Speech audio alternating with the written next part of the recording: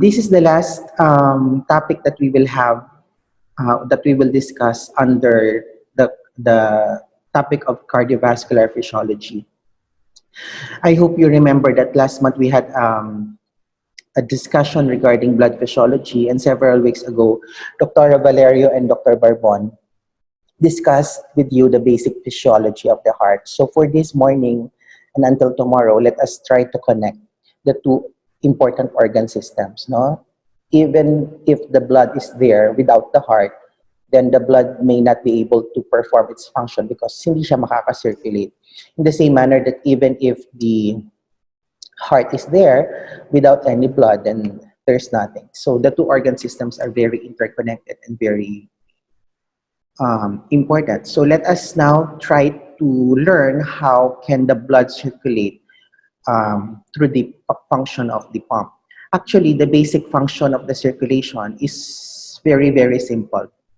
This is just to service the needs of the body tissues and in turn to take waste products away. The purpose is to maintain an appropriate environment in all tissues, fluids of the body for optimal survival and function of the cells. And that is what we call homeostasis. Please remember that the rate of blood flow through most tissues is controlled in response to the tissue's need for nutrients. Meaning, if the need of the tissue is great with regard nutrients and oxygen, then the blood flow in that area will increase because the blood vessels will dilate. If the need is little, then the blood vessel will just constrict so that the blood flow can be redirected to areas where the blood is most needed. When we were having our lecture in blood physiology, I kept on mentioning what's the primary determinant. Okay, so what's the primary determinant of viscosity? And you'd answer red blood cells. What's the primary determinant of oncotic pressure? And you'd answer plasma proteins. Here, please remember that the primary determinant of blood flow is the tissue itself, the need of the tissue for nutrients and oxygen. So whenever the need is great, blood flow will be increased in that area. Whenever the need is little, then the blood flow will be decreased in that area so that it can just be brought to areas where the blood is actually needed. However, even if the blood flow is primarily determined locally by the tissue, please remember that the heart and the circulation, the blood pressure and the cardiac output are still controlled by the higher centers, also by the kidneys, to provide the necessary cardiac output and arterial pressure to cause the needed tissue blood flow. All right, so much so of introduction. Before I proceed, let me pose several questions that I would like you probably to think as we go along this discussion. Dr. Valeria, probably in the topic of cardiodynamics, mentioned that when the heart pumps, when the heart is in systole, the blood moves forward. My question is, when the heart is in diastole, or when the heart is relaxed, will the blood flow also temporarily stop? Next question. Does the blood vessel diameter affect the blood flow? Meaning, will vasoconstriction or vasodilatation of vessels affect blood flow? And my third question is, when the blood has already delivered nutrients to all the tissues, where that's the function, how does the blood go back to the right side of the heart? So these are several questions, topics that we will be discussing in this last leg of the cardiovascular system. Let's call it the circulatory system. Okay? So for this morning, let me just briefly characterize the vascular system. This is just a review. I hope some of these have already been discussed and emphasized in gross or micro HSV. Let us focus more on hemodynamics, and the last part of our lecture this morning will be about the microcirculation. Tomorrow will be a shorter one that will be all about regulations involved in the cardiovascular system. So here is my summary. The heart, I hope you can imagine this. The heart is really two pumps connected in series. Okay? It's not correct to think that the right ventricle will contract first to bring blood to the left before the left contracts. So both ventricles, both pumps are contracting simultaneously, and they are connected in series. The left heart, you know the component, you have there the left atrium separated from the left ventricle by the mitral valve. Contraction of the left ventricle will pump blood into the aorta through the aortic valve. Okay, so blood exits the left ventricle through the aortic valve into the aorta, and please remember that aorta is the biggest artery, and by definition, an artery is any blood vessel that carries blood away from the heart and to the tissues of the body. The aorta will divide into several larger arteries, and these arteries in turn branch into millions of smaller vessels called arterioles. These arterioles are the smallest branch of the arteries. Okay?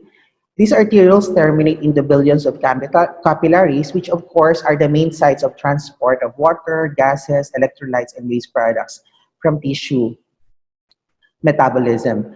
Blood from the capillaries then coalesce to form thin-walled venules, which merge into veins. By definition, a vein is any blood vessel that returns blood from the tissue back into the heart. Let us not define arteries and veins associating it with oxygenated and deoxygenated blood, because somewhere along the way the definition would be wrong, especially if we are already in the pulmonary circulation or in the fetal circulation. I hope what I'm saying is clear. If you associate the artery with oxygenated blood, that association is not correct if we are to talk about the pulmonary artery, because the pulmonary artery carries the oxygenated blood. If we are to associate veins with the oxygenated blood, that is not correct again in the pulmonary circulation, because the pulmonary vein carries oxygenated blood. But if we define it this way, artery is always away from the heart and the vein will be always towards the heart. That is correct all the time, even in the pulmonary circulation, even in the fetal circulation. So let us define artery and veins that way. The the veins, you know, will eventually merge to form large single veins called the vena cava. So there is a superior and an inferior vena cava. What structures are drained by these great vessels? You already know this, I hope. The superior vena cava and the inferior vena cava then will drain into the right atrium. The right atrium is separated from the right ventricle by the, of course, by the tricuspid valve. And the blood in the right ventricle will then be pumped into the pulmonary circulation, where the blood, the deoxygenated blood being pumped by the RV, will be oxygenated. After the midterms, finals, Dr. Mendoza will be giving the lecture on how the air in the lungs, specifically oxygen, will be is oxygenating the blood entering the pulmonary capillary. Okay, but for now, please remember that the deoxygenated blood is being oxygenated in this area. And once the blood is oxygenated, then blood is then transmitted to the pulmonary vein, and the pulmonary vein enters again the left side of the heart, thus completing the circulatory loop. I hope the tracing of the circulatory system at this point is clear. Let us now go back to the artery again.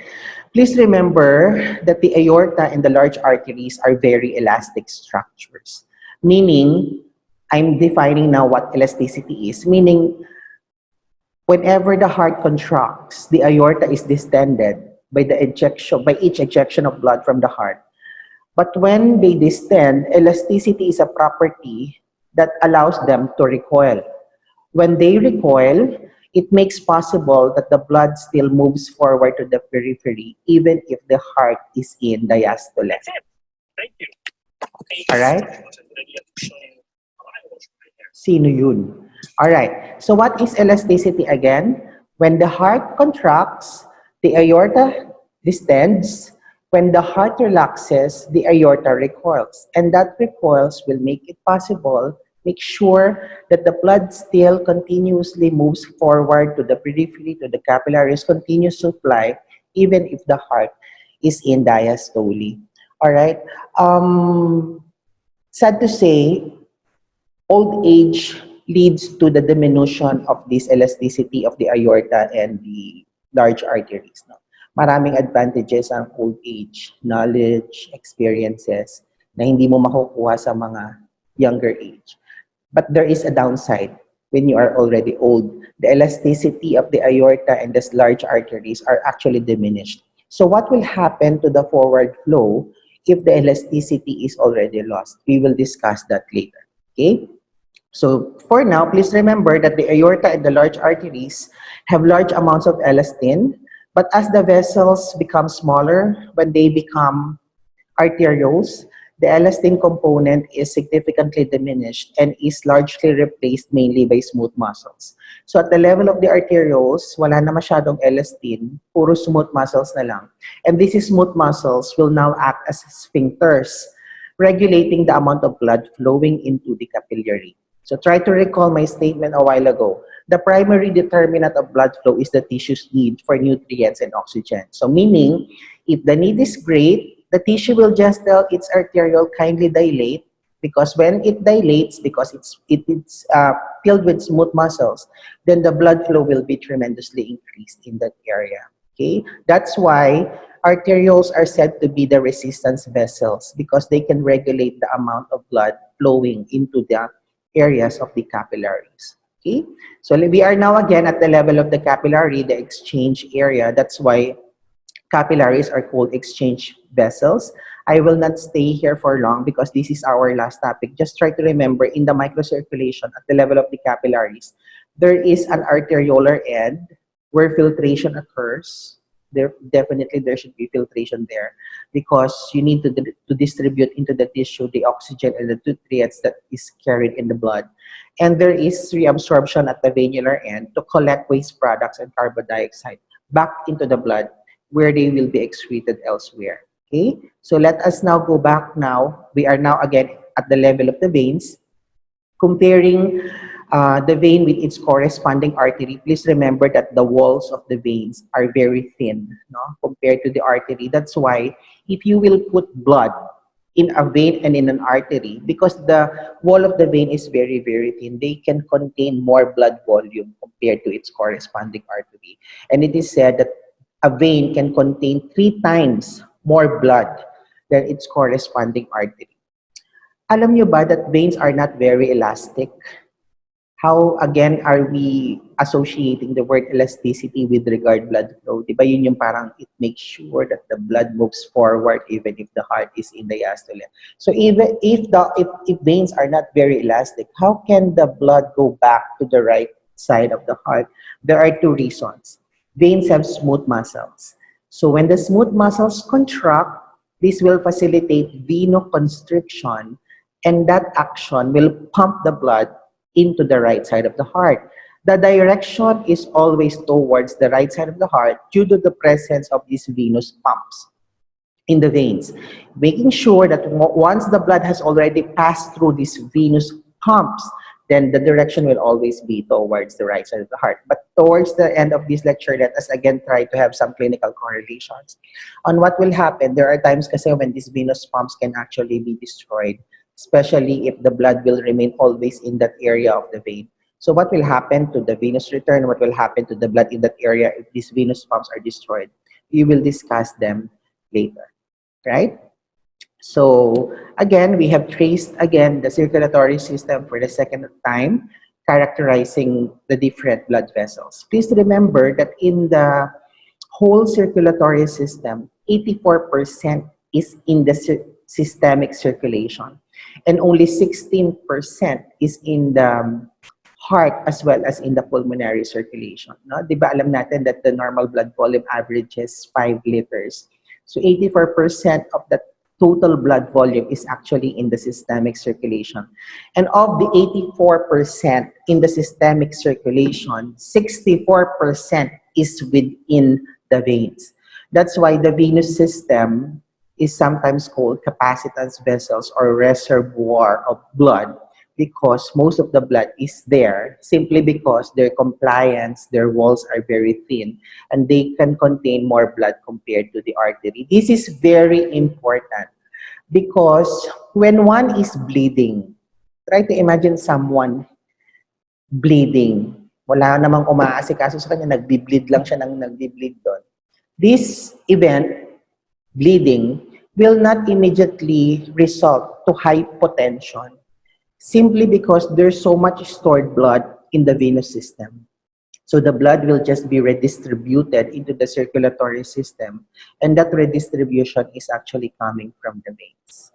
Why? Because they are considered the reservoir of blood. Okay? So 64% is in the venous system, only 13% is in the arteries, and only 7% are contained in the arterioles as well as in the capillaries. This is another diagram representing the cardiovascular system, showing you that the right and the left sides of the heart are connected in series, as well as the pulmonary and the systemic circulation. But please remember, the flow to the different organs are actually parallel, except in the portal circulation as well as in the blood flow in the kidneys. Doc, what's the difference between serial and parallel connection in blood vessel? That is your assignment.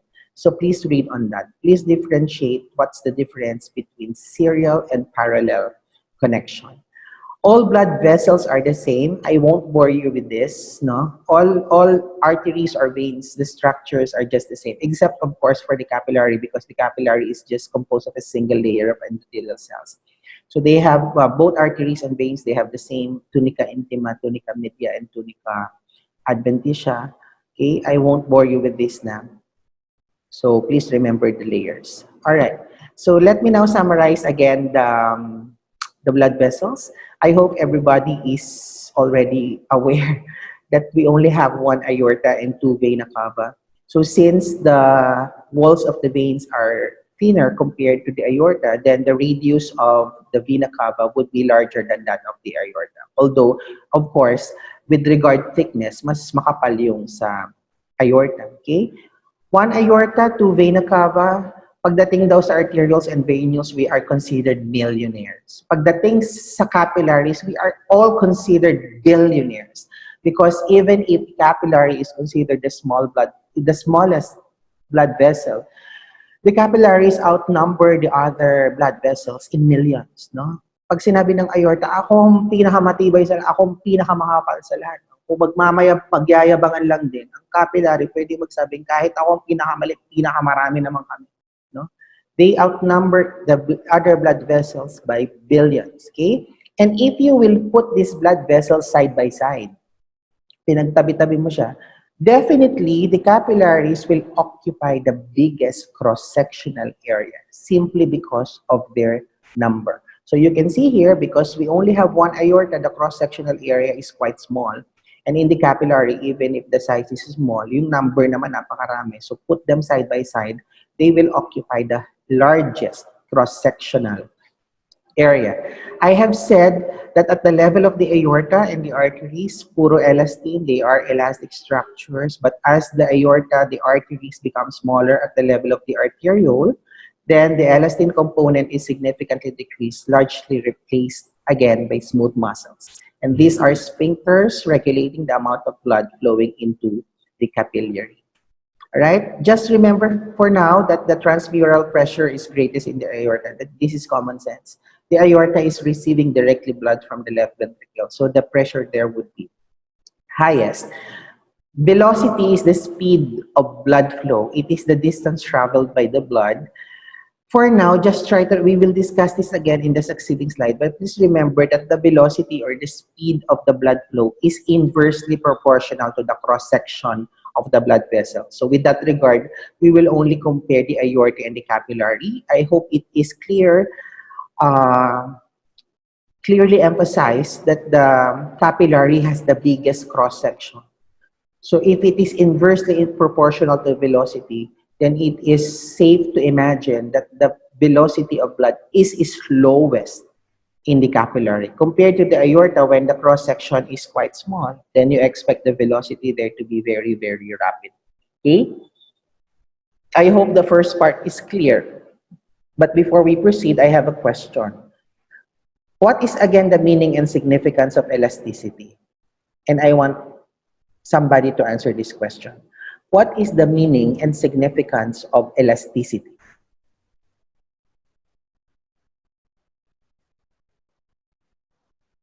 Anybody who would like to try? Hello po, Doc. Yes, I cannot see everybody in the screen. I can only see several frames here, including myself. Ayoko nga sana makita ang sarili ko. Kaya lang hindi ko makita lahat. So kung if you are to recite, I would appreciate that. But please introduce yourself. Tell me your first name. Who's, Um, who's answering? Raisa po. Yes, Raisa. When you say elasticity po, Doc, it means ability to distend and recoil. And what is the significance of that? Yung significance po nun, the blood will continuously flow po to the periphery, even at diastole, if... Cor- Correct. That's very good. So elasticity is something, a property of the aorta. Hindi ko pwedeng, ayoko kasi sabing blood vessels kasi the veins are not very elastic. No? So elasticity is a property of mainly the aorta and the large arteries that make them distend whenever they receive the blood during systole. But because of this distension, they recoil. And the importance of that recoil is even if the heart is in diastole, even if the heart is relaxed, diba? It makes sure that the blood will still move forward to the continuous ang supply sa capillary kahit merong cycle may cardiac cycle na systole diastole. This is because of the elasticity. What will happen in old age, we will discuss that later. Very good, Raisa. Thank you for the answer. So let us now go to hemodynamics. I love this diagram so much because it says everything. No?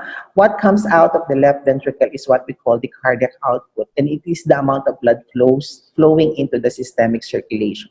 After it has rendered its service to the tissues that is in the capillaries, what do you call the amount of blood going back to the right side of the heart is the venous return. Okay, and it enters the right ventricle to be oxygenated again in the and this cycle in this loop just continues on and on.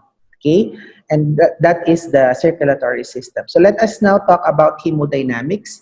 Hemodynamics is the study of the physical variables related to the containment and movement of blood in the cardiovascular system. This is a very broad topic, but let me just simplify the things. Let me just define to you and differentiate what is blood flow and what is velocity. Let me differentiate what is resistance against conductance.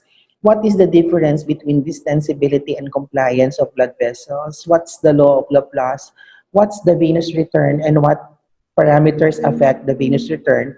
And lastly, for this part, what are the parameters that can actually affect blood pressure? After this, then we are on the last part of our lecture, and that is all about the microcirculation. Okay, so blood flow is simply the quantity or volume of blood passing through a specific point in the circulatory system per minute. So blood flow, when you hear that word, it refers to the volume. It refers to the quantity of blood passing through a certain point of the circulatory system per minute. And it is said that the overall blood flow in the total circulation is around 5,000 ml per minute. When you hear this number, what comes into your mind? 5,000 ml per minute. Idol. Yes? Same as cardiac output. Correct, buti na lang na-highlight yung mga nagsasalita. Glyza, am I correct? Yes po. Correct. That is hindi lang same. It is really the cardiac output. Okay, the overall blood flow in the total circulation is 5,000 ml per minute, and this is termed the cardiac output because this is the amount of blood pumped into the aorta by the heart each minute. Ano ba ang formula ng cardiac output? Stroke volume. So the amount pumped by the heart per minute times heart rate. Okay, so when we talk about the overall blood flow, we are actually talking about the cardiac output. Again, looking at this picture, looking at this diagram, it is apparent that the blood flow can actually be affected by two factors. And these two factors are the pressure gradient or the pressure difference between 2 points and the resistance or the vascular resistance to the blood flow. Pressure difference of the blood between the two ends of the vessel is again called the pressure gradient. This is the force pushing the blood through the vessel wall. And the resistance is actually created by the friction between the blood flow and the vessel wall. So when the blood is flowing inside that blood vessel, whenever the wall of the blood vessel is very close to the blood wall, the resistance is very high. Okay? How do you make the resistance go down? Eh di ilayo mo yung vessel wall from the blood flow. So what's that? Vasodilatation.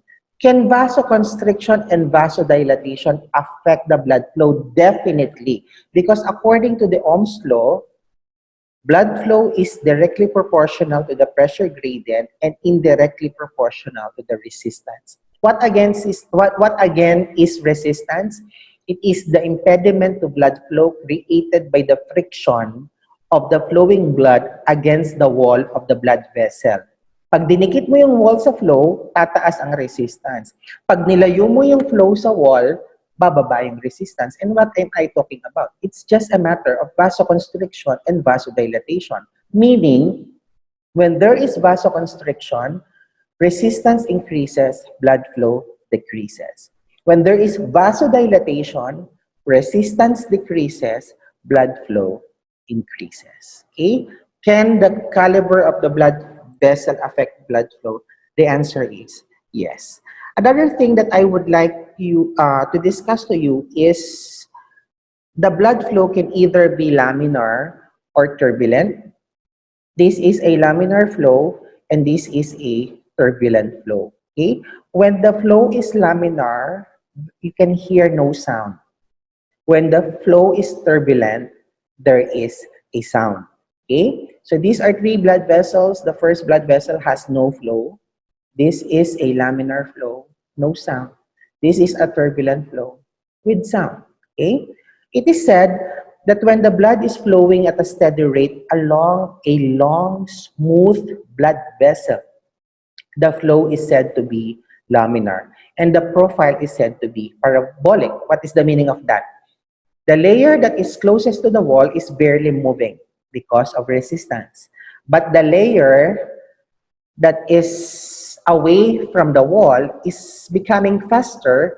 Therefore, the center layer is considered to be the fastest. So in a laminar flow, the profile is said to be parabolic.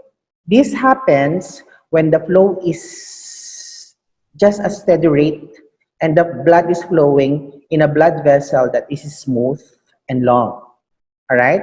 Again, when the flow is laminar, there is no sound. When the blood flow encounters an obstruction, or when the rate becomes too high, masyadong mabilis yung rate, or when the blood is flowing in a blood vessel that is rough, the atherosclerosis, maraming mga kung ano-ano doon, or when it makes a very sharp turn, the blood flow is no longer laminar. It becomes turbulent. In a turbulent flow, the blood is flowing crosswise and across the vessel. And when the flow is turbulent, there is now a sound. The probability of turbulent flow can actually be predicted by looking at the RE, or the Reynolds number. The Reynolds number is directly proportional to the velocity, diameter, and density of the blood, and is indirectly proportional to the viscosity. What again imparts viscosity to the blood?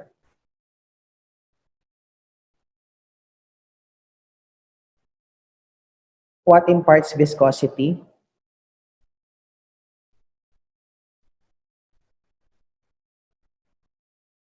Kakasabi ko lang kanina. I don't mind if you will not show your video. So, kung hindi kasi nakabukas yung video nyo, pwedeng hindi naman kayo nakikinig. Morning, Doc. Or pwede Mika po. Mika. Determined po by RBC. Correct. So, whenever there is anemia, the viscosity is decreased. If the viscosity is low, inversely proportional to the Reynolds number, you expect the blood to become turbulent. So these are the factors that will increase the Reynolds number, and please remember that viscosity is inversely proportional to it. So just to emphasize this point, can you kindly answer this question?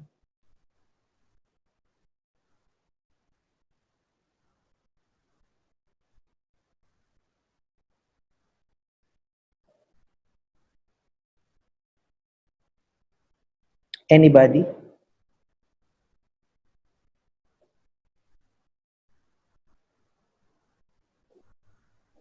A murmur is an abnormal sound that is heard on the heart. So what do you think is the probable cause of the murmur or the sound in this case? Subtle defect po, Doc. Letter C. Who's answering? Nika po. Nika, what is your answer? Letter C, Doc.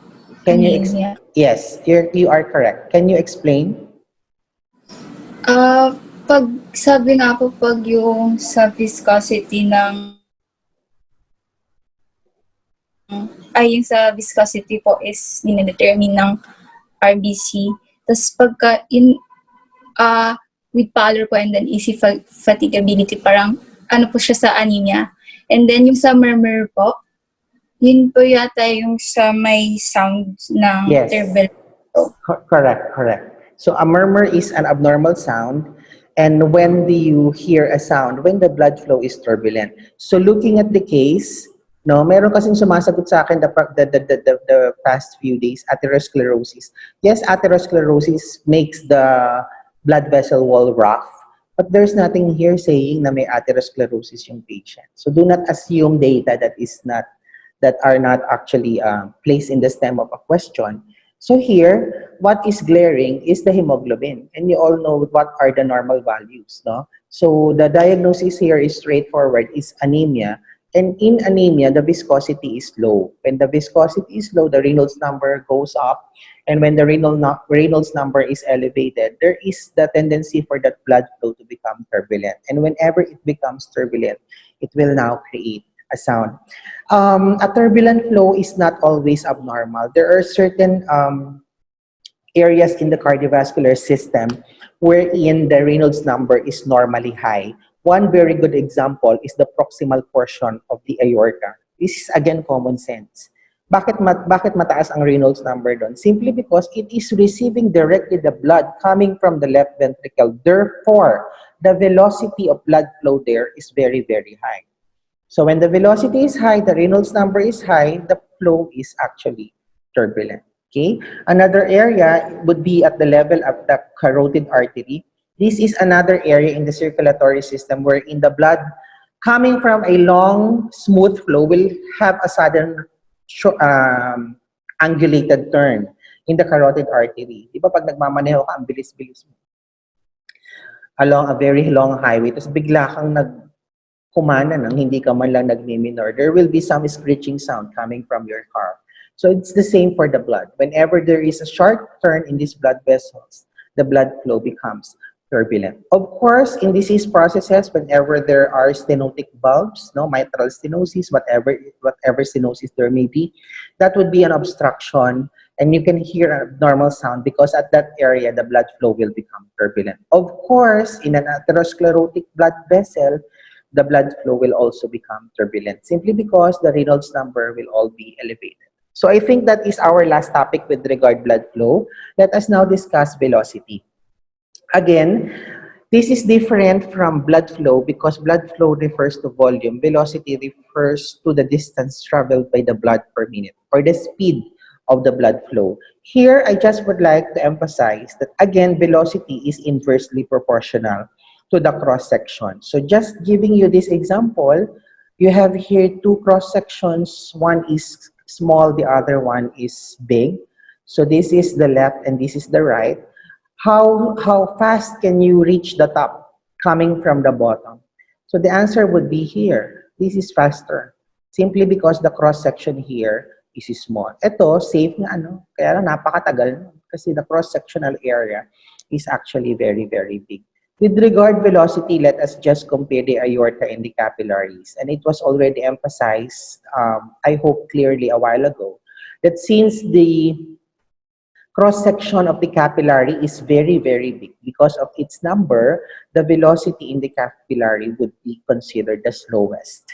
In contrast to the aorta, because the cross-section is small, then you consider the velocity there to be fastest. Doc, bakit po ba ang bagal ng velocity sa capillary? The answer there is common sense again. Kung napakabilis ng velocity sa capillary when it enters the arteriolar end, and if the velocity is napakabilis, how can it perform its function? How can it deliver the nutrients there? How can it collect waste products of metabolism if the velocity there is very fast? Parang nakangangalang yung tissue, may dumaan pero hindi man lang sila nabiyayaan ng kung ano man, no? So mabagal. Bakit mabagal? Eh kasi ang laki ng cross-sectional area nila. And if the cross-section area is very big, the velocity would be fast. Alam mo yung aorta na yan, huwag nga yan makapagyabang-yabang. Ang dahilan lang naman ng aorta is to transmit the blood from the heart to the periphery. Okay? So, dapat doon mabilis. Hindi dapat the blood should not stay there. It's just a conduit between the heart as well as the capillary. Okay? So, the cross-section there is small, therefore the velocity there would be.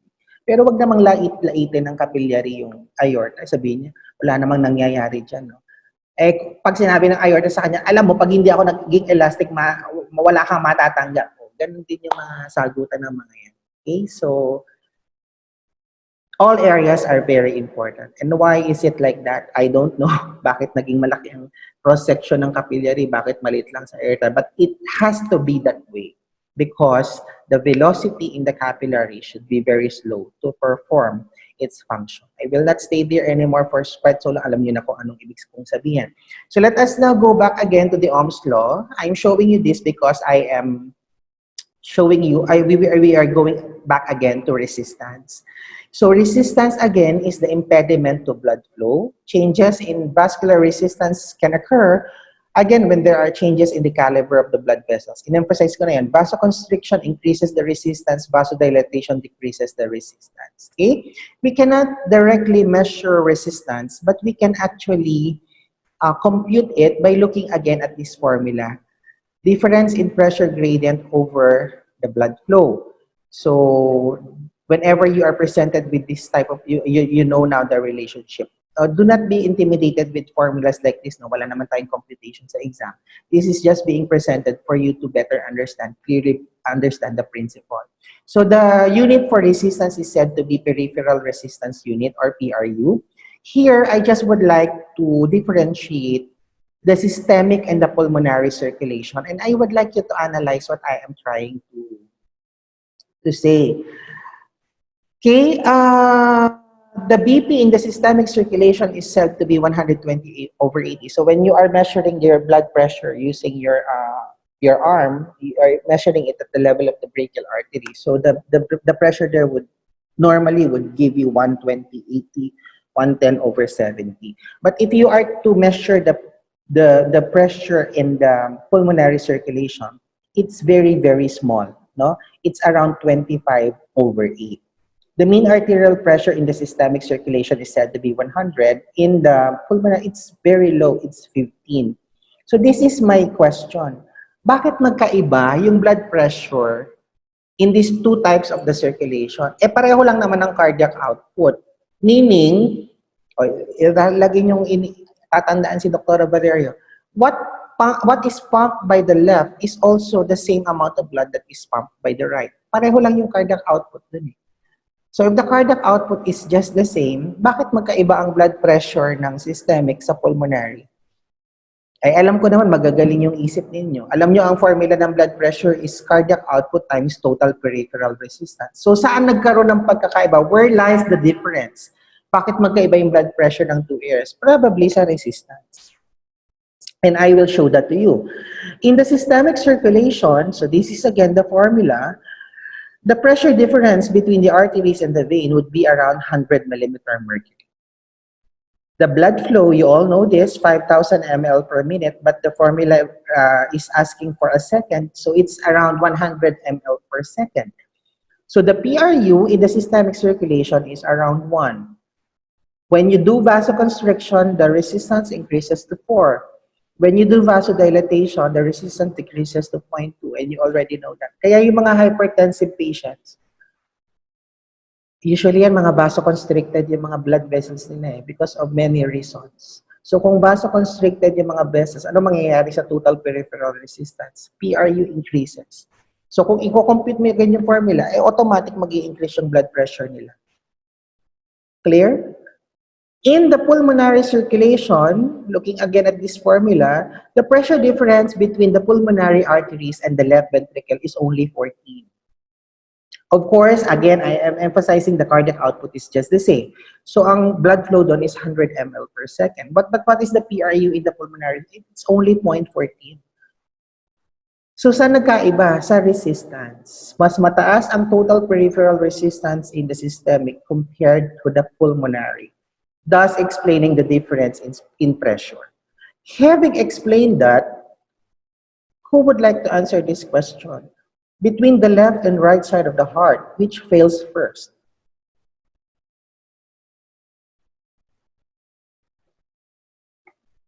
Left po, Doc. Who is answering? Who's answering? John po, Doc. John, can you explain to us why did you say left? Siguro po, Doc, yung left side po can pump to systemic circulation. So yung blood po will go to the lungs, pulmonary congestion. Tapos pag yung lungs po hindi po ma-contain ng blood to blood, if the lungs can contain blood to blood goes to right atrium, right side starts to fail. What John is trying to say is between the left and the right, the left heart fails first, simply because the left side is more exposed to hardships. It's more exposed to higher resistance. Kung ang resistance is ganyan lang, PRU1, ang BP ng pasyente 120/80, okay lang yun. Pero kung mataas ang resistance, the vessels are vasoconstricted, or for whatever the reason is, mataas lagi yung total peripheral resistance sa systemic circulation, you are exposing that left side of the heart to more hardships, no? To harder work. So between the left and the right, the left will commonly fail first. Okay? And what John is trying to say is the most common cause of right-sided heart failure is actually a failure of the left. No? I hope you heard him saying that when the left ventricle fails, it will no longer be able to pump blood into the systemic circulation. So it stays in the left ventricle, eventually going up to the left atrium, eventually going back to the pulmonary circulation. Ang endpoint nun, I hope you can recall this again later when we go to microcirculation. Ang endpoint nun, tataas ang capillary hydrostatic pressure sa pulmonary circulation, and that can lead to pulmonary edema. Again, if it is not yet controlled, the blood will go back to the left. Ang tawag doon, damming back of the blood.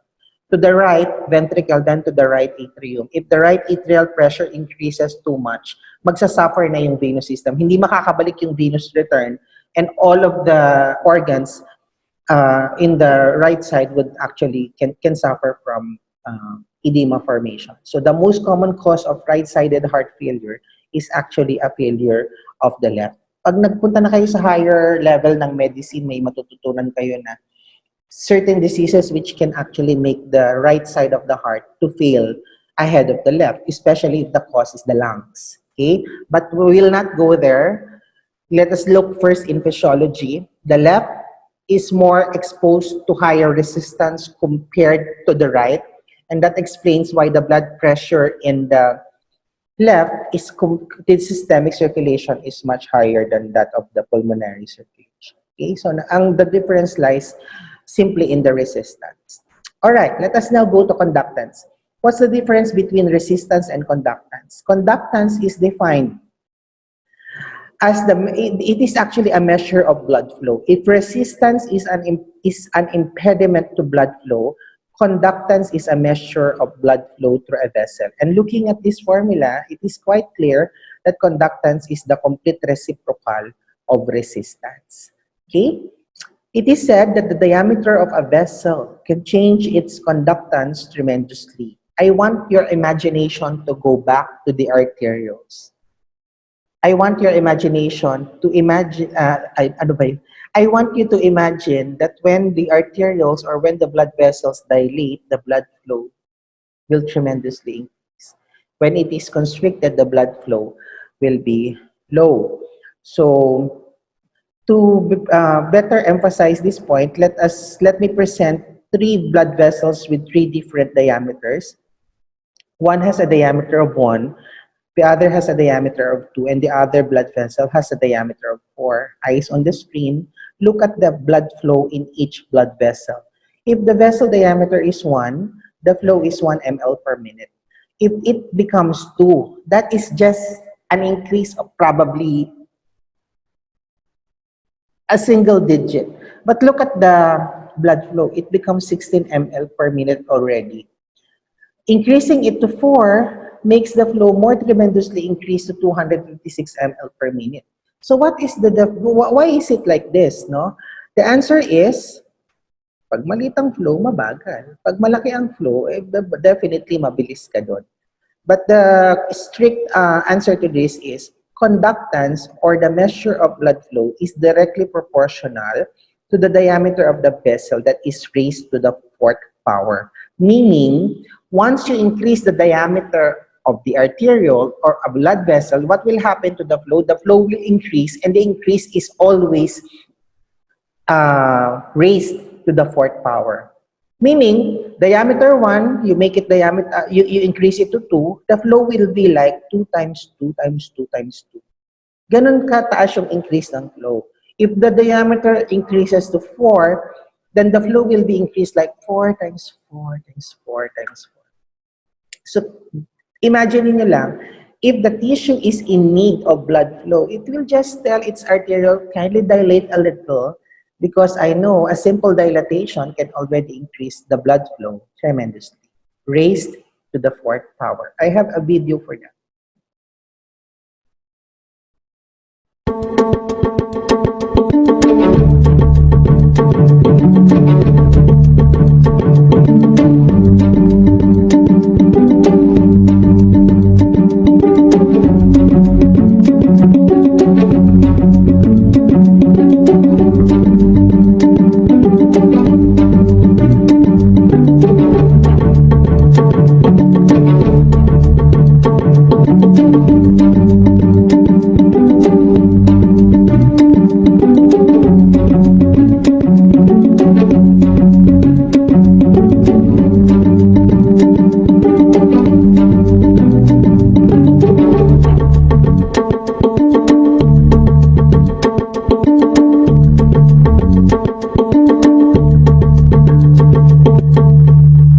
Right? I hope that's clear. So this relationship of blood flow, conductance, with regard diameter of the blood vessel is again clearly stated in the Poiseuille's law, which states that the flow is directly proportional to the radius or diameter of the vessel, and that is raised to the fourth power, and is inversely proportional to the viscosity as well as the length of the blood vessel. So looking at this diagram, eyes on the screen, we have here a red line that is sympathetic inhibition. The normal is the purple one, and their sympathetic stimulation is the green line. So whenever, tingin sa akin, whenever the pressure is increased, that will push the blood to flow. And the increase in pressure could somewhat dilate the blood vessel, and any increase in the diameter of the blood vessel could again increase the flow. So looking at a normal, probably a normal pressure, in a pressure of 50 millimeter mercury, the flow there is 1 ml per minute. But increasing it to 100 millimeter mercury, the flow also increases to 4 ml per minute. But what will happen to the blood flow if the vessel is constricted? So looking at the green line, if there is a sympathetic stimulation to the blood vessels will constrict. So if it is constricted, o di maliit yung diameter.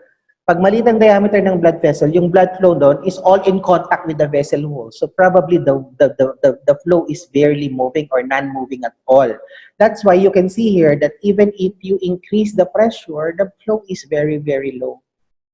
All right? But what about when there is sympathetic inhibition? I have a question for you. What causes the vessels to dilate? Sympathetic or parasympathetic?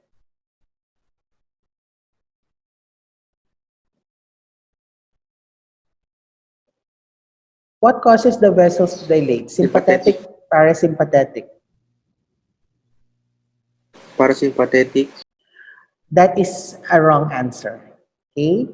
Pero I would like to highlight that wrong answer because I want you to remember that the parasympathetic nervous system has no termination into the blood vessels.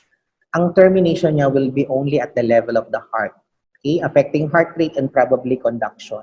What causes vasodilatation if there is no parasympathetic stimulation to the blood vessels? Absence of sympathetic stimulation. So kung meron sympathetic firing, vasoconstriction would be the effect. But if there is none, walang sympathetic stimulation, then the vessels would naturally dilate. Therefore, if there is sympathetic inhibition, eyes on the screen now, the vessels are dilated. And what did we learn in Poiseuille's law? Any dilatation increases the flow, pays to the fourth power.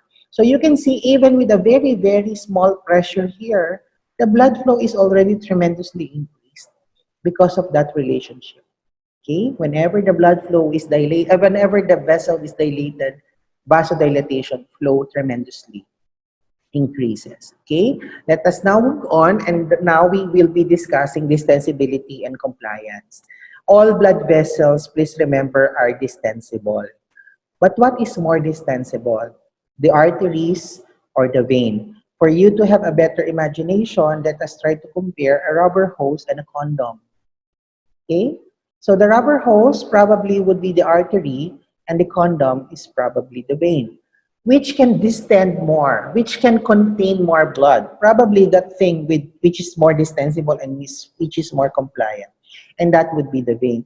By the way, distensibility is defined as the ability of the blood vessel to increase its volume for every increase in pressure. So if you are given this formula, for example, if a 1 millimeter increase in pressure can add 1 more ml to an original of 10 ml, then the distensibility of this vessel is said to be 10%.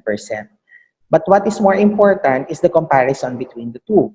Although artery has a greater strength, kasi mas thick yung wall niya compared to the vein, please remember that veins can contain more blood volume simply because they are very distensible. Diba? Sabi ko kanina, 3 times more blood compared to the artery. And the distensibility of the vein is actually 8 times more than artery.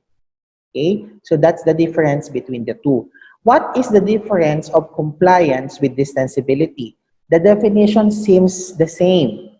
And the formula is actually probably the same, but they are different because compliance is distensibility times the volume. And it is said that veins are 24 times more compliant than the artery. How did we come up with 24? Vein, distensibility, 8 times more than the artery. Volume, it can contain 3 times more blood compared to an artery. So 8 times 3 is 24, and veins are more compliant, 24 times more compliant than an artery. Kaya pag nilagyan mo yung dalawa, artery and vein, nilagyan mo ng blood, blood will tend to be more contained in a vein compared to the artery. Kaya nga 64% of the 84% is in the vein because of its increased compliance. But please remember, all blood vessels are distensible. Okay? And that explains why arteries, the aorta, are elastic. Okay? Ito na yung pinag-uusapan natin kanina, what happens in old age. In old age, the elasticity is lost because it is now replaced by collagen. Yun ang isang downside ng pag tumatanda ka na. No? Nagiging dispalinghado na yung...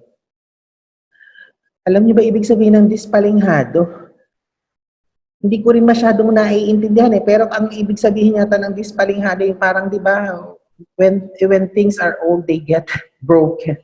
Parang ganon. So one of the changes that will occur in the elasticity of the aorta would be a decrease in the elasticity. And how did, si Raisa ba yung nag-define ng elasticity kanina? Sorry, hindi ko matandaan.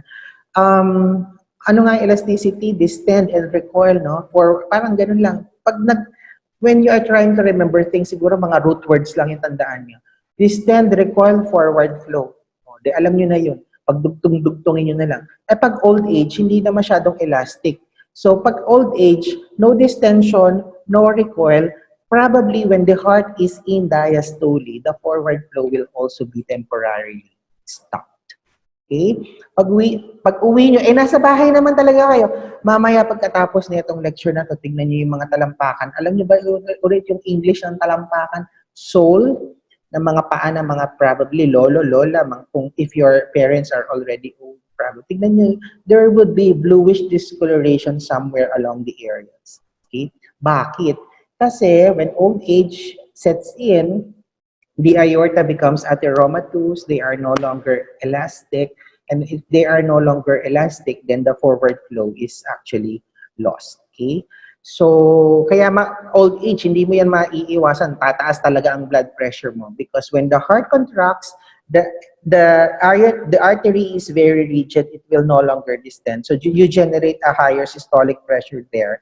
And when the heart is in diastole, probably the blood flow will also temporarily stop. Okay? What is the law of Laplace? This is quite simple. It is said that any pressure within an artery or a vein exerts a force inside that would tend to rip the walls apart of these vessels, if not for an opposing force supplied by the muscles and the connective tissue of that vessel wall. That opposing force preventing rupture of these blood vessels from the pressure inside is what we call tension. And according to the law of Laplace, tension, letter T, is directly proportional to the pressure and radius of the blood vessel. So with regard the law of Laplace, tension is equal to pressure and resistance. Let us just try again to compare the aorta with regard to the capillary. O ito, magyaryabangan na naman yung dalawang yan. Sabi ng aorta, pinakamalaki yung pressure ko kaya at saka pinakamalaki yung radius ko. Sabi naman ng capillary, mas ano ka naman, laki naman ng tension na meron ka. Kasi tension is equal to pressure and radius. Sabi ng capillary, kahit naman pagkaliit-liit ko, tapos napakalit yung pressure ko, yung tension sa akin is also low. That explains why tiny thin-walled capillaries can withstand even increases in pressure kasi mataas lang yung radius. And they don't rupture easily. Diba sabi ng tissue, kailangan ko ng blood flow. O ang sabi ng artery, di magdadilate siya. The blood flow increases there. The capillary hydrostatic pressure increases. Will that lead to rupture of the capillary? No. Because the tension there is very small. Simply because the pressure there is small and the radius is also small. And that is the law of Laplace. Okay? Second to the last topic in hemodynamics would be about venous return. Venous return is the volume of blood going back to the right side of the heart per minute. So can I ask you again, what probably is the normal volume for the venous return? 5,000 ml per minute. Very good. But whatever leaves the left side of the heart, the cardiac output should be also, hindi naman butas yung circulatory. Kung kulang yung bumabalik na venous return, tignan nyo, baka may leak. Di ba ganun yung mga tubo, pag may butas, hindi tama yung bumabalik. Ang hina nung loob pumupunta sa gripo, baka may leak, baka may bleeding sa loob. Pero kung yung namang circulatory system mo ay intact, then whatever is pumped by the left should also be the same amount of blood going to the right. And the normal venous return is also 5,000 ml per minute. Do not be intimidated with this. This is very simple and I will explain this to you. Venous return is said to be directly proportional to the mean circulatory static filling pressure. When you allow the blood to stop for a while, hindi siya magpo-flow, it will still generate a pressure and that is called the mean circulatory static filling pressure. And this MCSFP is directly proportional to the venous return. Alright? MCSFP, on the other hand, is directly proportional to the total volume of the blood. Meaning, increasing the total volume of the blood increases the MCSFP, thereby promoting venous return. MCSFP, eyes on the screen, is inversely proportional to the compliance of the veins. O pag pinag-uusapan ng venous return, wag na muna nang intindihin yung arteries. Kasi nandito na tayo sa venous side eh. Pabalik na yung blood sa right side of the heart. So we are only talking here about the veins. Diba ang veins very compliant. 24 times more compliant. Ibig sabihin, pag yung vein nilagyan mo ng blood, yung blood will stay there because it is compliant.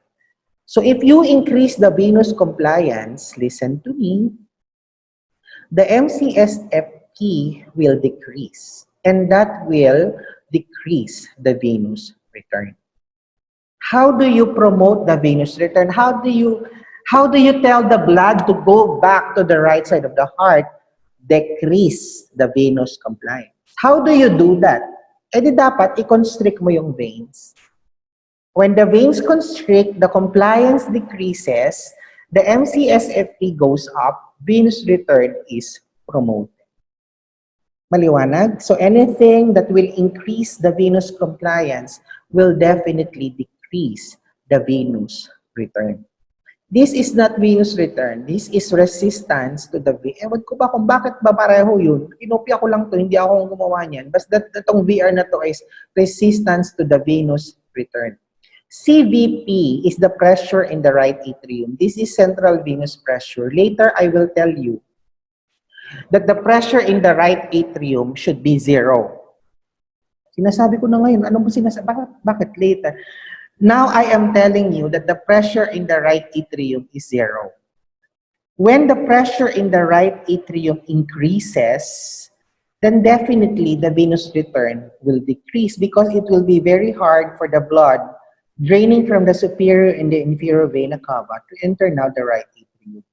I don't know sino nga ba yung sumasagot kanina, yung tinitrace niya yung blood from the left, yung left-sided heart failure. Jake bang pangalan? Sorry. Please correct me. He was saying na pag daw nag-fail yung left, magdadam back yung blood going to the right. That is correct. Until the right atrium pressure probably increases.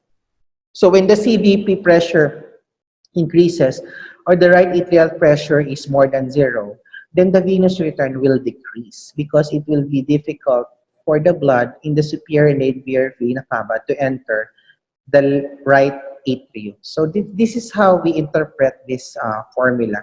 With this, I would like you to answer. I just would like to tell you this. Eyes on the screen. So strong sympathetic stimulation is in green. Complete sympathetic inhibition is in purple. We are talking here about the venous return, so we are only talking about the veins. Okay? Strong sympathetic stimulation to the veins causes venoconstriction. What happens to the compliance if there is venoconstriction? The compliance is decreased. If the compliance is decreased, what happens to the mean circulatory static filling pressure? It goes up. It favors venous return. If there is complete sympathetic inhibition to the veins, walang sympathetic stimulation, the veins will dilate. You increase the compliance, you decrease the mean circulatory static filling pressure.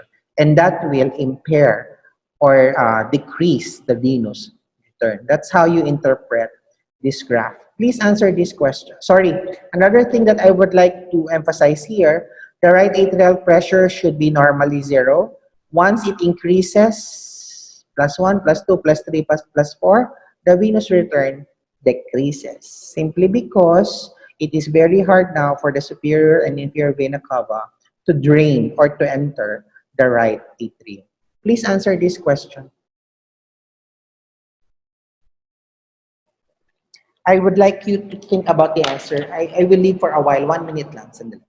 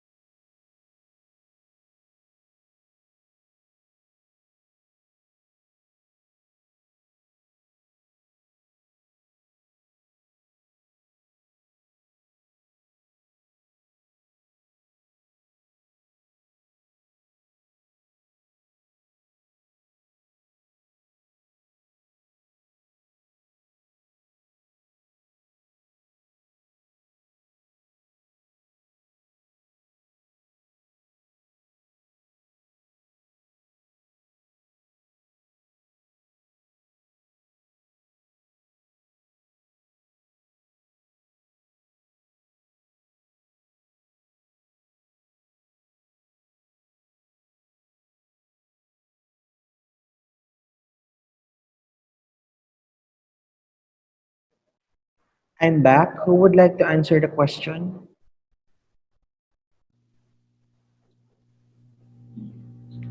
Dok, all of the above po. Who's answering? Bizcocho po.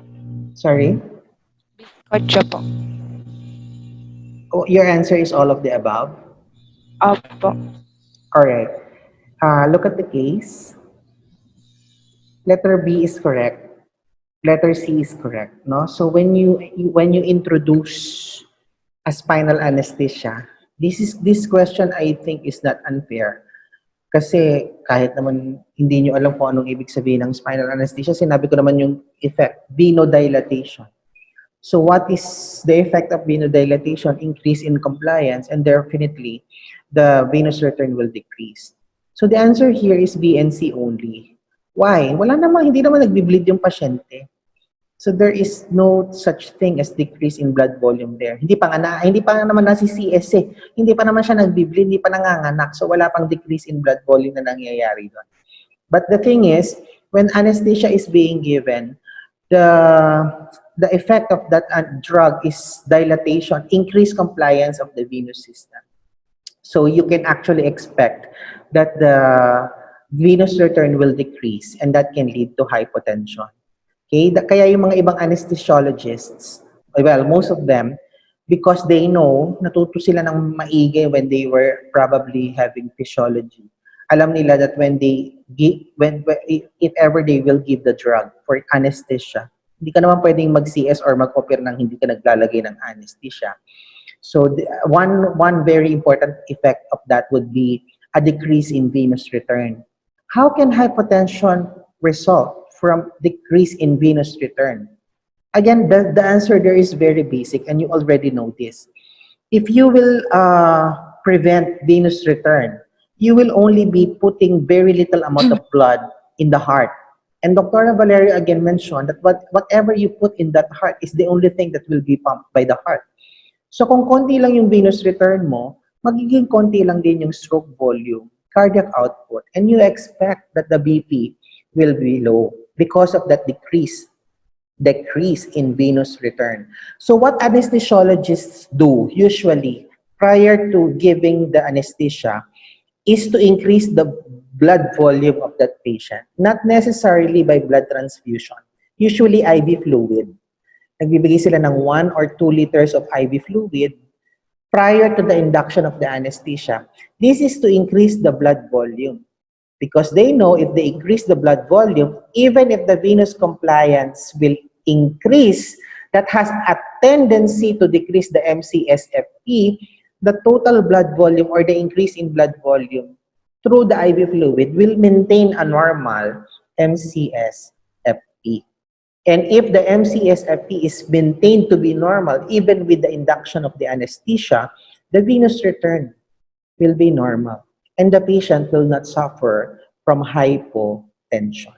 Okay? So I hope, kaya ko yung nilalagyan ng clinical correlation, kasi paano na ma-imagine yun, nangyayari pala yung sa tunay na buhay, hindi yung puro formula lang, tapos puro lang inversely, indirectly proportional. That's how we look at these basic things, and that's how we apply it in the clinical scenarios. Okay, so here the answer is only B and C.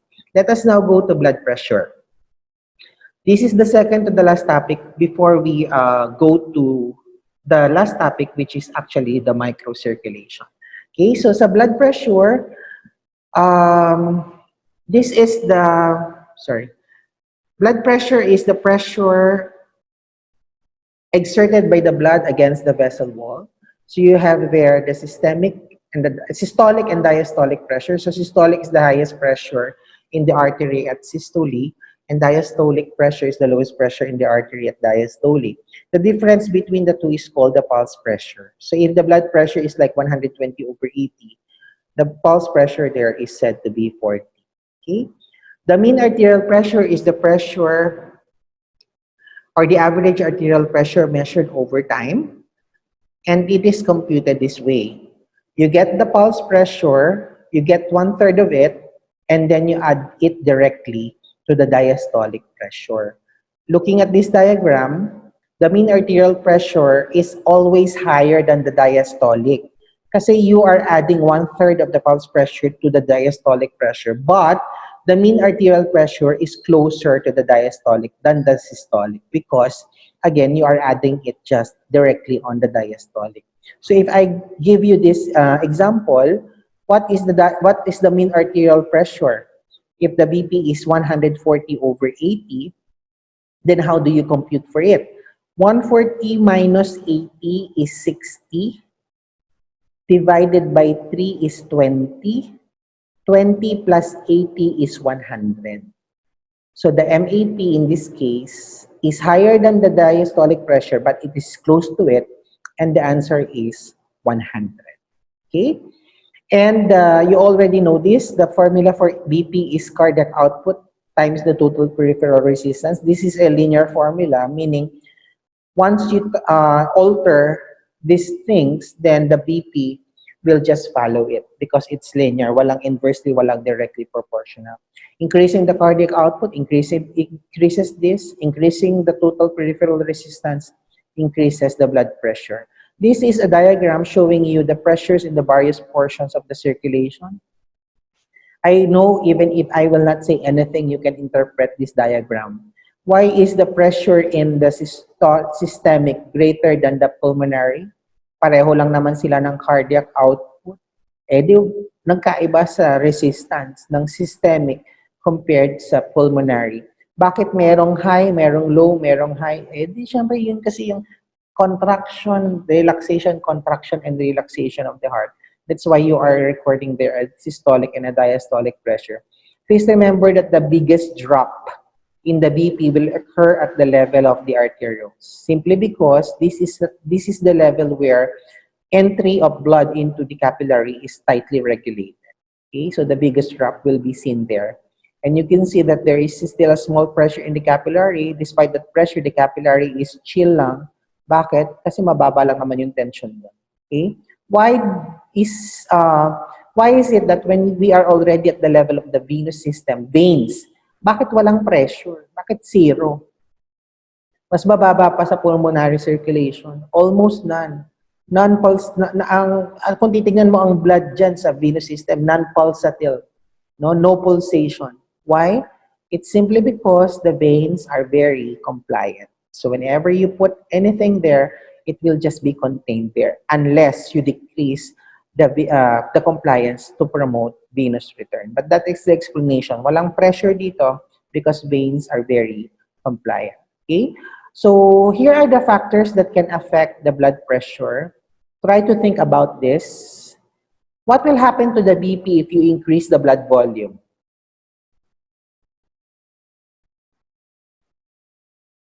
Increase po. Increase. Who's answering?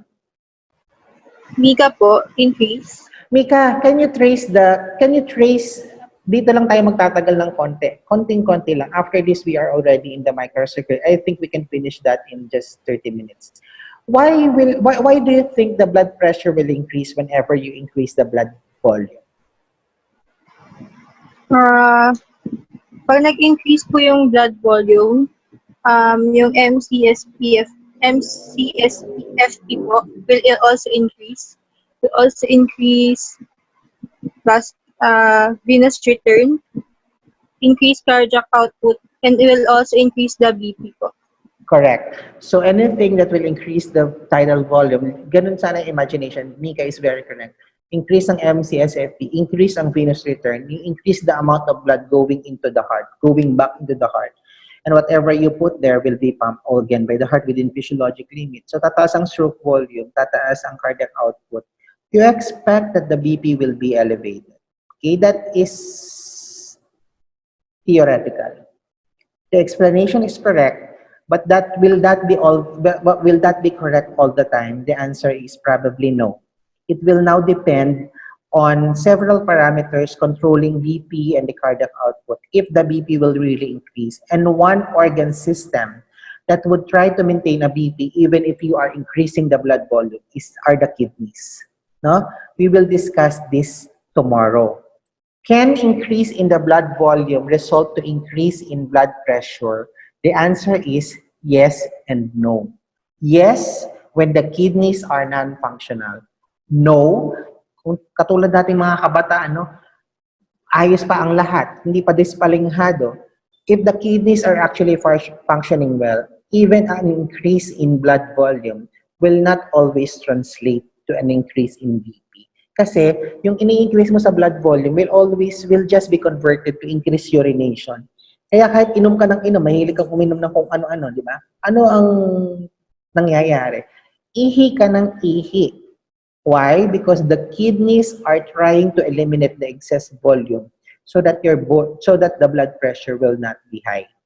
But in conditions wherein the kidneys are already destroyed, definitely any increase in blood volume may result to increase in blood pressure. We will explain that again. Mika, can you remind me again tomorrow on what is the relationship between volume increase and blood pressure?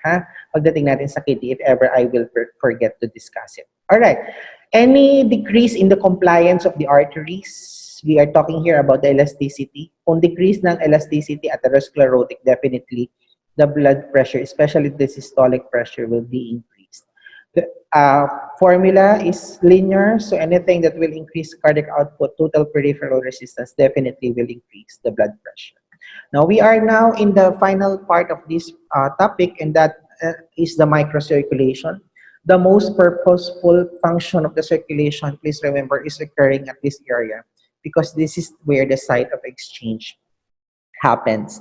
When we talk about microcirculation, we talk about the capillary, its arteriolar end, its venular end. Please remember that the lymphatic vessels are also part of the microcirculation.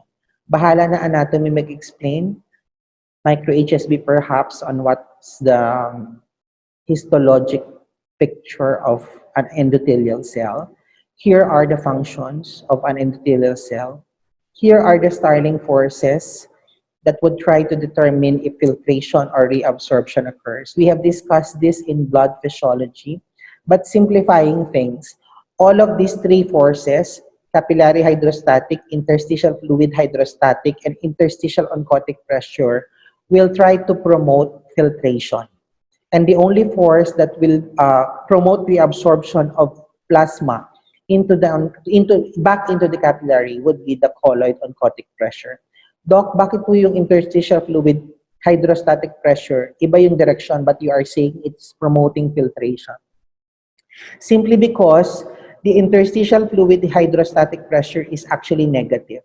So if it is negative, then it is a suction, enhancing the flow of movement brought about by the capillary hydrostatic pressure. Doc, meron po bang proteins sa interstitial space? May konti, no? So these two forces are actually constant. Ibig sabihin, same ang number. But please just remember, these three forces are promoting filtration, and this is the only force that will promote reabsorption. Okay? At the arteriolar end, if you compute these forces, if the net filtration pressure is positive, filtration will occur. If the net filtration pressure is negative, then absorption is occur. I'm actually stating facts here, no? I'm just trying to prove that at the arteriolar end of the capillary, there is filtration. At the venular end, there should be reabsorption. And again, this is common sense. At the arteriolar end, there should be delivery of nutrients and oxygen. At the venular end, there should be reabsorption to take away waste products and carbon dioxide from the tissue. So why is it that at the arteriolar end, there is filtration? Look at the numbers. The forces tending to move the fluid forward, 41. And the only force that would try to reabsorb the fluid is actually 28. So 41 minus 28 is 13. Positive. So filtration occurs at the level of the arteriolar end. At the level of the venular end, the forces tending to move the fluid forward has already decreased because the plasma is already in the interstitial space and it is now only 21. Of course, the proteins will just be the same. Hindi naman sila lumalabas. So it's 28. 21 minus 28, it's negative 7. Therefore, at the venular end, reabsorption will occur. Overall, if we average all forces, there is a positive 0.3 net filtration pressure that will remain in the interstitial fluid. This 0.3 has the tendency to accumulate, and if this will accumulate, that can also lead to edema. But in a normally functioning system, this does not accumulate because this is always drained by the lymphatics. However, there are some disease process wherein the lymphatics are also blocked or defective. So if that is the case, this 0.3, no matter how small it is, can accumulate. And this can also lead to significant edema. I have again a video for you. At the arterial end of the capillary, the net filtration pressure is equal to the net hydrostatic pressure minus the net osmotic pressure. The net filtration pressure is 13 millimeters of mercury. This causes fluid to move from the capillary into the interstitial fluid. At the venous end of the capillary, the net filtration pressure is equal to the net hydrostatic pressure minus the net osmotic pressure. The net filtration pressure is minus 7 millimeters of mercury. This causes fluid to move from the interstitial fluid into the capillary. Approximately 9/10 of the fluid that leaves the capillary at its arterial end re-enters the capillary at the venous end. About 1/10 of the fluid passes into the lymphatic capillaries and returns to the bloodstream via the lymphatic system. So that's the role of the lymphatic system. So how do we produce edema? You can already imagine it. Anything that will increase the capillary hydrostatic pressure, anything that will decrease the oncotic pressure, probably could lead to edema. What increases the capillary hydrostatic pressure? Any arteriolar dilatation. Diba? Sabi ng tissue, kailangan ko ng blood. O edi magdadilate tayong arteriole. Poiseuille's law, blood flow increases there. So when blood flow increases there, there will be more delivery of nutrients and oxygen.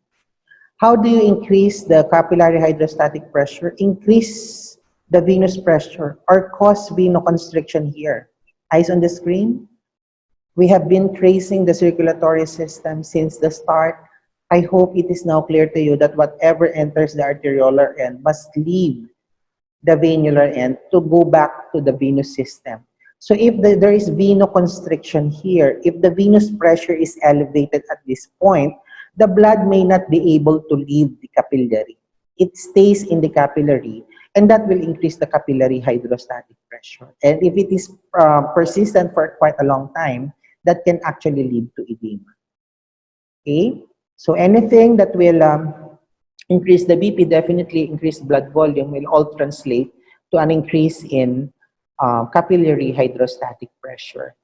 Anything that will decrease the oncotic pressure, plasma proteins in the blood, liver disease, kidney disease, you are throwing now protein into the urine, will lead to decreased oncotic pressure, and that can lead also to edema. I said a while ago that the interstitial fluid oncotic pressure is constant.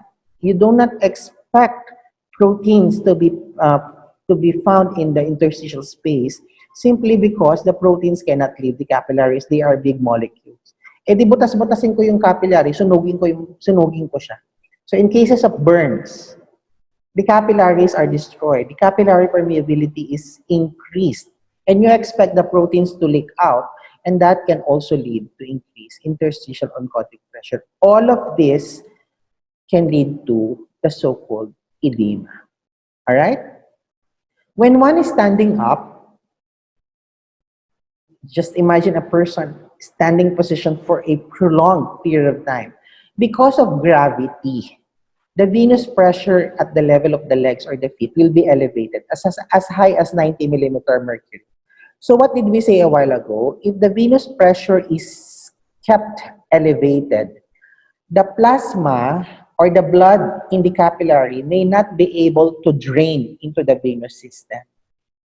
Where do they stay? In the capillaries. And when they stay in the capillaries, eh, syempre may pumapasok dun, no? Closed loop yun eh. Hindi makalabas, may pumapasok, naiipon sila lahat sa capillaries. That will increase the capillary hydrostatic pressure, and that can lead to edema of the feet. Okay? Kaya pag lagi kang nakatayo, di ba, pag ang sabi, huwag ka daw bibili ng sapatos sa hapon or sa gabi. Kasi, malaki yung paa mo, edematous kasi.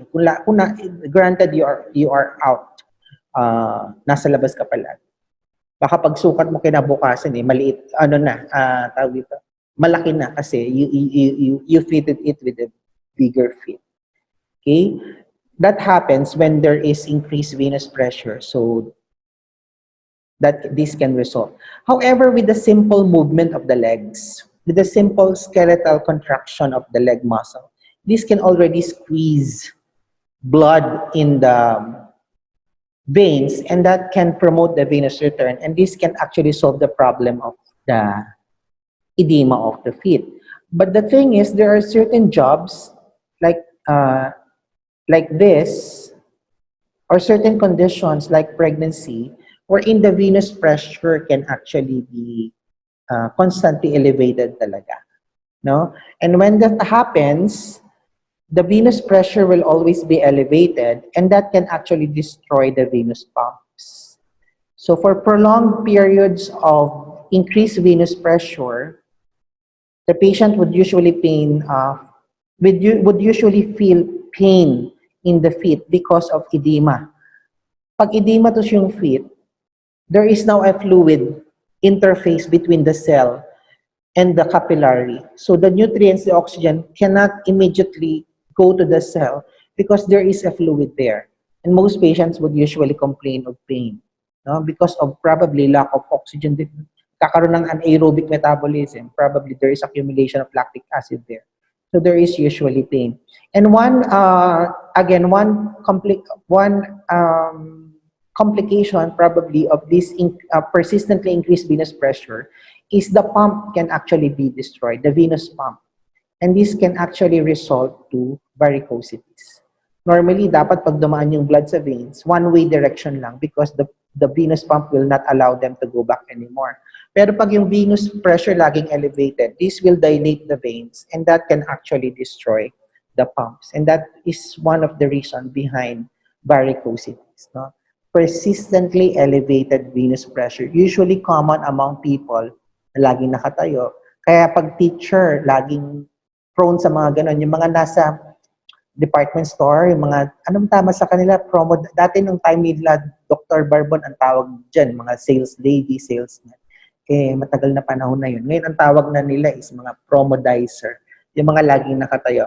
Minsan, whenever I am in the department store, I talk to them, no? Parang, ano pong pwede ba kayong umupo or pwede ba kayong lumakad kung wala namang customer, hindi daw pwede. So they are just standing there. So they are very, very responsible. Galawin niyo yung mga legs niyo, mamaya mag-varicosities kayo dyan. So those jobs are prone to develop this because of persistently elevated pressure. The veins become dilated, and that when the valves are destroyed already, then hindi na nakakabalik kaagad yung blood to the right side of the heart. The blood just stays there. Again, parang vicious cycle, no? Lalo pang nasisira yung mga vessels, yung mga veins. Okay? May nagtanong sa akin kahapon, pag daw laging binabasa yung paa, nagkakaroon ng varicosities. Hindi ko alam kung anong explanation nun, pero hindi yun totoo. Diba? Hindi naman nakakapasok yung tubig magmula sa skin, pupasok. You increase the blood volume just because you kept on swimming. Walang ganun, Mars. So, hindi nagkakaroon na damage to the veins just because you keep on wetting your feet. So, this is because of persistently elevated blood pressure, venous pressure in this level when one is always standing up, right? So these are again the causes of edema. So you have their increased filtration pressure because of the increase in capillary hydrostatic, decrease oncotic, increased capillary permeability. One example again is the veins. And if the lymphatic system is inadequate. Whenever there is accumulation of fluid in the interstitial space, and that is normal, yung positive 0.3, that will always be drained by a functioning lymphatic system. No? It will always be drained into the systemic circulation. But there are, again, several conditions that can actually impair or obstruct the lymphatic system. One very good example is cancer, breast cancer. Diba? Breast, pwede yung mga cancer cells, they can actually block the lymphatic system, and that can lead to edema. There is one very common example, parasitic infection. Alam na alam to ng mga medtechs, yung mga filariasis or the so-called Wucheria Tama ba akong Wucheria bancrofti? So this filariasis parasitic infection can actually block the lymphatics. And that can lead to massive edema of extremities in other parts of the patient's body. Kaya tinawag na elephantiasis kasi sobrang edematus ng extremities. Parang paana daw ng mga elemante. Pero hindi naman lang sa legs, no? There are other portions of the patient's system can actually suffer from edema. So even if the capillary hydrostatic pressure is normal here, even if the even if the Starling forces are all right, please remember there is always a positive 0.3 remaining in the interstitial fluid, and if not drained properly by the lymphatics, then that can lead actually to edema formation. And that's how important the lymphatics are in the microcirculation. Okay, I hope this is the last part of the first part. And I will see you again tomorrow for the regulation. That would be very, very short. I'm being told by our secretary, Ma'am Kat, that we can actually start at 7 a.m. tomorrow. Can we? If we can start at 7 a.m., then probably we can finish even before 8 or at exactly 8 o'clock. So I hope in this part, how does the blood flow from the left ventricle, how does it go back to the right? I hope that is already clear. What facilitates movement? What's the difference between flow and velocity? Bakit ang left at saka right side, systemic pulmonary circulation, bakit magkaiba ng BP? Kung pakasimple-simple, magkaiba ng resistance. What is conductance? What will happen to the blood flow when the blood vessel dilates? Try to remember Poiseuille's law. Compliance, desensibility. How do you decrease the compliance in the veins to promote venous return? What are the mechanisms that will control blood pressure? And what's happening in the microcirculation? I hope these things are clear now. Okay? I always tell you that when you are studying, when you are trying to learn, try to imagine things. You can imagine it, and probably you have learned, no? Ang lagi kong ginagawa, until now, since I was a student, I try to close my eyes whenever I try to imagine. Lagi ko lang sinasabihan yung mga kapatid ko, pag mga 20 minutes na akong nakapikit, gisingin nyo na ako, nakatulog na ako. Sayang yung oras. No? Try to imagine it. Minsan pag nagbabasa ka, minsan may binabasa ka pero may ibang tumatakbo sa isip mo. Sayang lang. So with regard to each concept, isa-isa, konti-konti, try to imagine paano talaga nangyayari. And if you can do that, probably there's learning. Okay, I will not keep you for long. I recorded this lecture because